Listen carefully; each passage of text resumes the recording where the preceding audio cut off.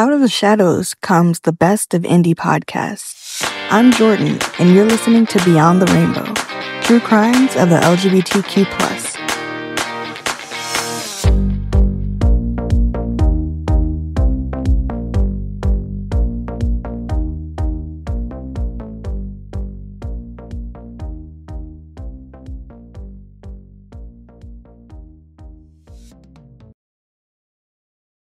Has life got you down?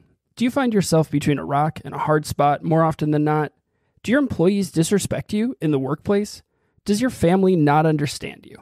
Do your friends laugh at your shortcomings? Is your relationship with your partner growing stagnant? If you said yes to any of these questions, you now have the chance to better yourself and your life. Nexium's executive success programs are made with you in mind.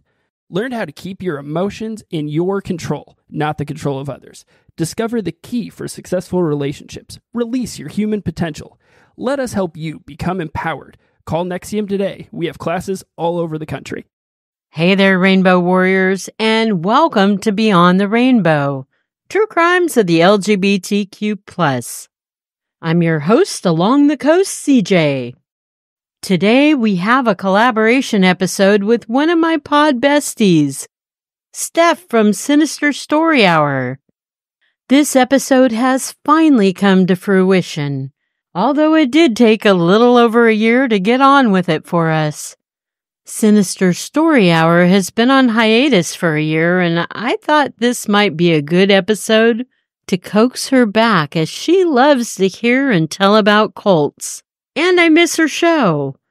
So with a little luck, keep your eyes and ears open for Sinister Story Hour and more great episodes. I'd also like to thank Ted and J.J. of Conspiring to Argue podcast. They helped us out with the Nexium ad in the beginning of this episode. And I hope you didn't fast forward past it thinking it was a real ad. So since this is a collaboration episode, there'll be no true crime quickie at the end. With that, welcome back, Steph. Let's get into the case. Most of you have likely heard of Nexium, the cult, or organization as they would rather be called. But if it looks like a duck and it quacks like a duck, it's a fucking cult. Nexium was co-founded in 1998 by a man named Keith Rainier. He also went by Vanguard. He was a co-founder, and then his other co-founder was his sometimes romantic partner, Nancy Salzman. She was once a psychiatric nurse. Keith has since been arrested, charged, and convicted for sex trafficking and racketeering. He is currently serving a 120-year prison term for his offenses. Nexium's other co-founder, Nancy Salzman, she was only sentenced to 3.5 years in prison for her part in Nexium's crimes. Nancy now sees that Keith is not the laid-back genius she once thought him to be. She currently describes him as a sexual predator, a narcissist, and a psychopath. Well, good morning, Nancy. Nice of you to wake up and smell the coffee. Unfortunately, your realization came after many innocents were hurt or even killed before your great epiphany. Another of Keith's lead recruiters and generals is an actress by the name of Allison Mack. She's best known for her role on the television show Smallville. Allison fell alongside of many women who were caught up in this cult. The sex trafficking of the women and children seemed to be high up on this cult's laundry list of accomplishments. The generals or the lieutenants, these women that were manipulated by Keith, they were very much like Ghislaine Maxwell, who recruited young women to sex traffic for the now deceased Jeffrey Epstein. Besides sex trafficking, the other motives behind the cult's crimes seem to be mostly financial, with a little bit of some kind of sexual gratification that was tossed in for their leader, Keith. His acts within the cult were also a drive for power, as is with most cult leaders. Keith is not an especially attractive man, but he could talk. and he had a high level of successful verbal persuasion going for him. This made Keith appear charming to many women. He exudes charisma and a confidence that had a magnetic pull for women to gravitate towards him. When Nexium first started, it seemed like a typical multi-marketing scheme type thing. You know, like your friendly neighborhood MLM Huns. They offered classes such as ESP, which isn't exactly what you think it is. It stands for Executive Success Program. It was basically training type classes for people who wanted to better themselves and their skills, not just in business, but in their personal life as well. Nearly anyone could take the classes as a way to self-improve. Well, shoot, sign me up. Like, that sounds great, right? But these classes weren't really open to just anyone. You pretty much had to have a really good income or a huge nest egg because the classes were not cheap. Strangely enough, the price wasn't really a deterrent to most people, and if they wanted to go badly, they found a way. Hundreds, maybe thousands of people actually flocked to these classes in Canada, the US, and in Mexico. To the people who came for the classes, Keith was a visionary, and he was quite possibly the most intelligent man in the world. But Nexium wasn't just about offering knowledge and training. There were a number of subgroups in the organization. Some of these subgroups were Janus, being an all-women group. The intent behind this group was to facilitate ongoing exploration of what it was to be a woman. I hope this wasn't run by Keith himself. Well, they claim to engage women from all around the world, allowing them to discover the true meaning of womanhood through dialogue and friendships, which is really sad if you think about it, that so many women don't know their true meaning or role in society as a female, and we need a male-ruled organization to tell you how to really be a woman. Gee, thanks, but no thanks, patriarchy. One that was comprised of all men was called SOP, the Society of Protectors. Oh, geez. If it sounds misogynistic, that's most likely because the whole cult pretty much was, and really the female counterparts seemed well manipulated and brainwashed, and they pretty much went along with everything. This all-male group was dedicated to guarding over the cult. To be part of this group, the participant had to pay a substantial sum of money. Their training included drills for readiness and being prepared in case of an emergency. I'm sure it was a small fee to pay to make a man feel, well, extra manly. DOS had to be the most sinister of all the subgroups within Nexium. It was, of course, created by Keith. DOS stands for Dominus Obsequious Sororium, which makes absolutely no sense. And it sounds like a Harry Potter reference, but it's actually Latin for master over slave women. Ugh, that grosses me out to just say that. Definitely misogynistic. There was not a mistress over slave men group, or a mistress over mistress group, or master over master, and, you get the idea. DOS, however, was comprised of Keith and many women. Oh, imagine that. That's convenient. In order for the women to join, they had to pay a price, usually in the form of a naked photo of themselves. What an application process, right? The women were then put on a semi-starvation diet to weaken them both mentally and physically. They were then branded with Keith's initials and then coerced, of course, into having sex with him. He was the master. With the branding, female members of DOS were made to lie on a table naked, held down by other women, and branded with a hot iron. The insignia was none other than KR. Of course, Keith Rainier's initial. Some say that actress Allison Mack worked her initials onto the brand as well, so the design was a compilation of hers and Keith's. Keith liked to refer to DOS as a sorority and a sisterhood, and if that's the case, I never wanted to join a sorority anyway, and I never fit in, so great. To join any of these subgroups, monthly collateral would need to be given to Keith, if not in a monetary form or a sexually graphic photo of a woman, then a member would pay by telling their deepest, darkest secrets about themselves or their families, something that could be used against them later, if the time came. Keith Rainier's Nexium pulled in about $4 million, all in earnings, every year, with their classes in manipulative tactics, according to Forbes magazine. The cults seemed to be very distinct with their sexuality and gender identities within the group, being very heterosexual-oriented. Often members of this inner group referred to themselves as the Vow.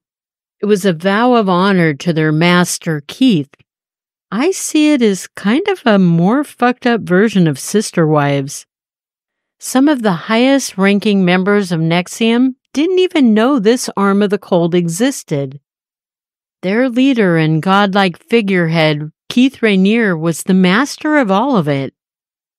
2 women living with Keith would die from supposedly cancer, but investigations into Barbara Jeske and Pam Kafritz's death alleged that the 2 women were slowly poisoned over time. At one time, both women had been lieutenants for Keith.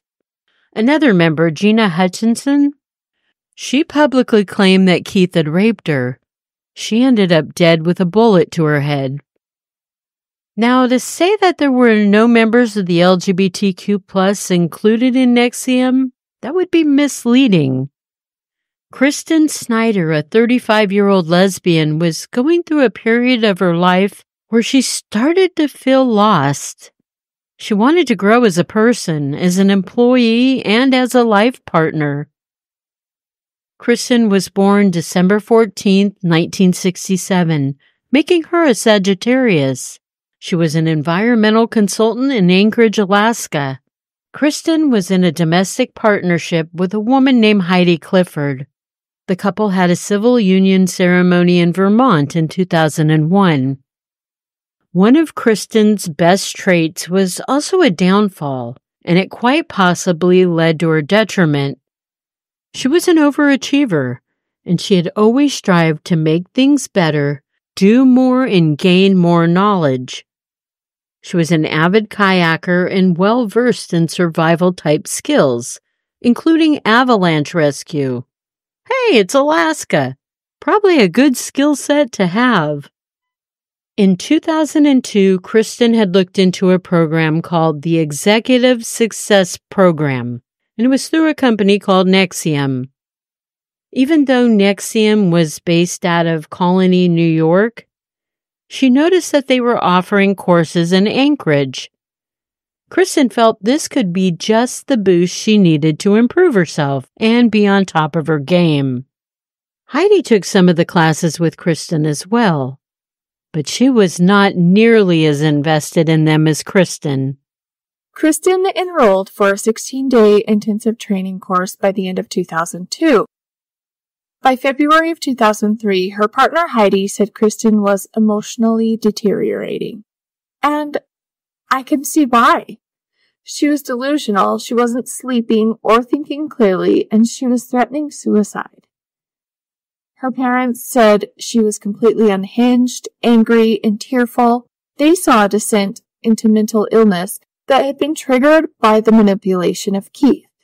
It was during her classes, the beginning of January 2003, that Kristin, who by now was utterly obsessed with Keith, flew to New York briefly and went to the Nexium headquarters to meet with Keith. He apparently was fascinated with mentoring Kristin. He wanted to see if he could convince a gay woman through his work, and I say work very lightly, to become heterosexual. It's important to know that when Keith was mentoring, he didn't use condoms.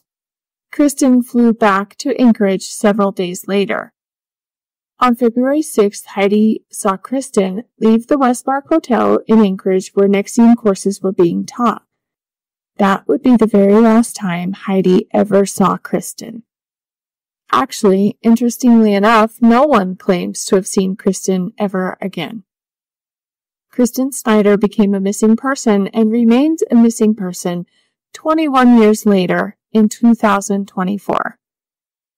There have been numerous accounts on maybe what could have possibly happened to Kristin.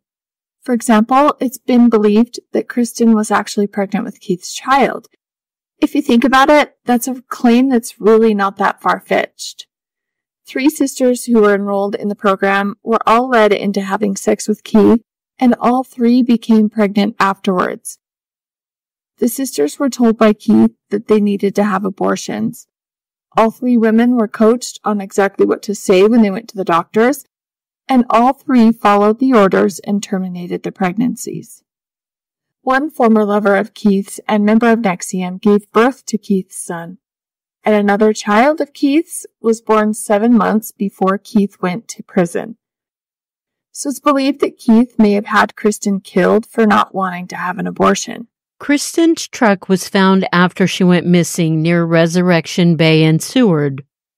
Another theory is that Kristin stole an old kayak, paddled herself out into the bay, and purposely capsized herself in the freezing Alaskan waters, ending her own life intentionally. In her truck, a notebook was found with the following words scribbled on it. I attended a course called Executive Success Programs, aka Nexium, based out of Anchorage, Alaska, and New York. I was brainwashed and my emotional center of the brain was killed/turned off. I still have feelings in my external skin, but my internal organs are rotting. Please contact my parents if you find me or this note. I am sorry, life. I didn't know I was already dead. May we persist into the future. And on the second page she wrote, no need to search for my body. The letter was very cryptic and some don't believe Kristin was the one who wrote it. Others believe the note was a goodbye suicide letter. Now, the whole reason this story of the stolen kayak came to light was because the people who ran the marina, they reported a 16-foot stolen kayak, and everyone just assumed it was Kristin. Search and rescue teams were sent into the bay to look for and try to recover Kristin's body, but no remains were ever found. Nobody knows for sure what happened to the missing kayak, because it never turned up either. Kristin has been presumed dead. Police found other notes written by Kristin during the time she was taking the Nexium classes. Those notes indicated she was having some sort of mental breakdown at the time. Here's another theory that has surfaced as to what might have happened or at least caused what happened to Kristin. There's a psychiatric term called meditation-induced psychosis. Roughly, it translates into people losing their shit from too much of the wrong kind of meditation. There was actually a case in 2017 of a 25-year-old woman named Megan Voigt, who went on an intense 10-day meditation retreat. After that 10 days were up, Megan left incoherent, suicidal, and in complete psychosis. Megan, too, was an outdoorsy type woman who loved kayaking, tubing down the river, and in the winter she taught kids how to ski. 10 weeks after her retreat, Megan had jumped 120 feet to her death from a catwalk underneath a bridge. She was under the belief that she had to die in order to save her family and her friends from an untimely death. She had written a note to her boyfriend that read, "Please forgive me for doing this. I remember what I did at the retreat. I finally got that memory. I can't live with me." Because of the retreat, Megan no longer knew what was real. It's believed she suffered from meditation-induced psychosis. It's very alarming when people are trying to do things to better their mental and physical well-being, only to have it mess with their brains. In 2020, Kristin's sister Kim wrote an article detailing how Nexium tried to gaslight her and her family over Kristin's disappearance. Shortly after they learned that Kristin had gone missing, Kristin's parents and sisters flew to Anchorage to help look for her. In the article, Kim writes, and this is paraphrased, Nexium was not about to take any blame for Kristin being missing, but the administration told us in one of Kristin's sessions it came out that she was sexually abused as a child, and that's most likely why she took her own life, which put our family quickly on the defensive. And of course, the Nexium people never told us Kristin was claiming she was pregnant with Keith's child. What the Nexium people were doing was switching the villains, putting our family as the villain and Keith as Kristin's savior, which was not true at all. With Kristin's claimed pregnancy, there seemed to be a real conspiracy of silence among the followers of Nexium. No one was talking about it, nor would anyone speak of it. As stated in the beginning of this episode, Keith Rainier has been sentenced to 120 years for the sex trafficking of children, racketeering, and other relatable charges, but not murder, in spite of the poisonings of his previous partners. Kristin Snyder's disappearance, potential rape, and the defiling of women are all highly immoral tactics that he used as co-founder of Nexium. His top lieutenant, actress Allison Mack, received a 3-year prison term for her involvement in Nexium. All of his other henchwomen were sentenced to anywhere between 40 months or 7 to 8 years. And while we know what happened with most of the top-ranking Nexium members, we will most likely never find out what happened to Kristin Snyder. But oddly enough, before joining Nexium, Kristin never had any mental health issues, psychiatric or emotional problems. Since some of Nexium's courses included sleep deprivation and mind control, it's kind of easy to see how she may have had a mental breakdown. Incidentally, Keith told his followers that Kristin was fine, she was alive and living her best life in Mexico. So, what do you think could have happened to Kristin Snyder, Sinister and Rainbow listeners? We would love to hear your opinions. My personal opinion, I really feel like Kristin will probably never be seen again, unfortunately. And I really don't think that she's living her best life. Yeah, Steph, I'm afraid Kristin may never surface alive again either. And I'm not so sure she took her own life. I'm pretty confident she's not in Mexico living her best life. And I kind of believe that Keith did have something to do with her disappearance, and most likely her murder. He seems like a pretty wicked man, narcissistic without much of a moral compass at all. So please, Sinister Rainbow listeners, as Steph asked, let us know what you think might have happened to Kristin Snyder. And it's good to have you back in the world of podcasting, Steph. I've enjoyed our collaboration. I'm going to go ahead and say it because it's been a couple decades now since Kristin went missing. Rest in power, Kristin. I love you, Rainbow Warriors. You matter. And remember, it's not a crime to be gay. Unless you're a murderer.